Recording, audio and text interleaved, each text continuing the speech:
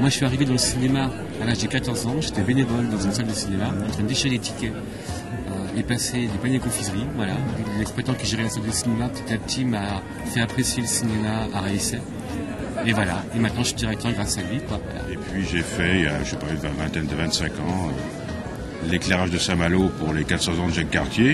Et puis pendant l'éclairage, pendant les travaux, j'ai vu qu'il y avait une salle du casino qui était abandonnée. Donc j'ai proposé au maire de reprendre la salle, comme ça c'est tout.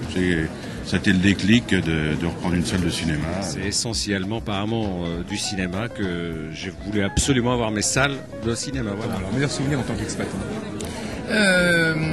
Je crois que c'est très récemment Le Grand Silence à l'Arlequin, film de 2h58 de silence, puisque c'était sur les Chartreux, et que j'ai rarement vu un film qui a duré aussi longtemps, qui a eu un tel succès, et une population tellement atypique de religieux, de curés, de bonnes sœurs qui venaient voir ce film. Ça, c'était un grand moment, je veux dire. Voilà. Mais j'ai un beau souvenir d'exploitant, c'est un accouchement, enfin une perte des os dans la salle de cinéma.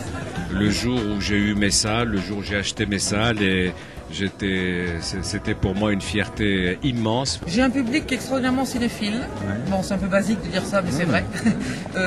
Très gentil et très fidèle, et qui oscille entre 20 et 80 ans. Donc large public en fait, voilà, et qui aime tout voir. C'est assez rare. Alors, disons que sur Cabourg, on a quand même un public de Parisiens par rapport au week-end, hein, c'est comme ça. On n'a pas de lycée, donc on n'a pas de jeunes, c'est le problème de tout le monde. On a les adolescents, on a du mal à les récupérer. Hein. Mais par contre, le troisième âge fonctionne bien parce qu'il y a beaucoup d'associations. Comment vous faites pour faire un choix? On fait pas de choix. On fait pas de choix. Il y a des bandes annonces qui marquent et puis d'autres qui passeront inaperçues, enfin qui ne nous marqueront pas. Et au moment où on reviendra sur les films, ça ramènera des images.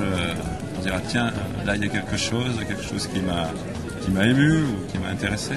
On ne fait pas de choix comme ça. Je regarde les films argentins, asiatiques peut-être, qui sont des films qui peuvent me correspondre. Voilà, donc, et puis il faut que je sois touché et ému aussi sur le film. On a parlé beaucoup pendant ce congrès de cinéma numérique, vous en pensez quoi?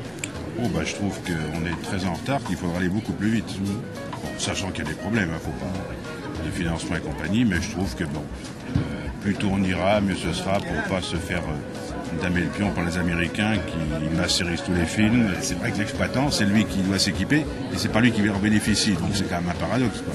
Hein? Voilà, c'est ça le problème. Mais je suis pour, malgré tous ses défauts.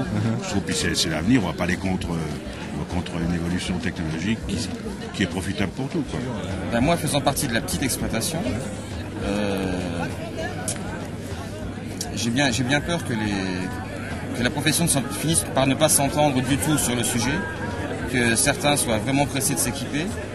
Si les grosses équipes, je ne sais pas si on arrivera à trouver un financement pour tout le monde. Et là, j'ai peur que beaucoup de petits disparaissent. Donc j'ai peur qu'il y ait une vraie guerre et qu'il y ait des vrais dégâts derrière. La petite exploitation, donc on ne sait pas trop encore ce qu'on en pense. On a peur vraiment de l'accès à des films, l'accès à des copies, le budget bien sûr. Parce qu'on n'a pas trop les moyens en tant que petite salle. Donc on espère vraiment sur les différents choix qui vont être choisis. On espère que les grosses salles ne seront pas prioritaires et que les petites salles seront aussi mises dans le même dossier. Moi je pense que du bien. Il y a une salle à Publicis qui est déjà équipée parce qu'on programme la salle là-haut, qui est équipée en numérique. Moi je suis équipé en électronique, mais je vais certainement basculer à un moment donné. Je crois que c'est incontournable, voilà, il faut le savoir. Donc à partir de là, je pense que les premiers sont les gagnants. Je pense qu'en petit à petit on va y venir, contraint, forcé. Le problème c'est que je ne vois pas ce que ça apporte en plus à notre métier a priori pour le spectateur.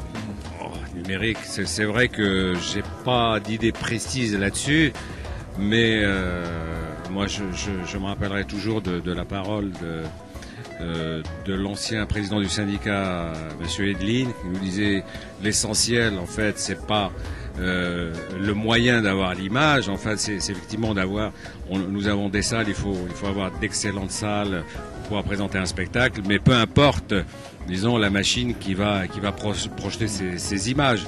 Donc moi effectivement étant amoureux du film, le jour effectivement on aura plus cette relation avec la pellicule et avec le film, je serais en manque de quelque chose. Mais bon, faut pas être contre, voilà, a priori. Notre souhait, c'est l'accès au numérique. Hein. De toute façon, c'est clair. Là, il n'y a pas photo. De toute façon, on y va. Faut pas faire marche en arrière. On y va, c'est clair. Mais qu'on y aille doucement, prudemment, et puis qu'on y aille tous ensemble, quoi. Pour finir, pour le cinéma, ça dure le plus longtemps possible. Je crois que c'est la seule façon qu'on a, et que les salles de cinéma perdurent le plus longtemps possible. Voilà.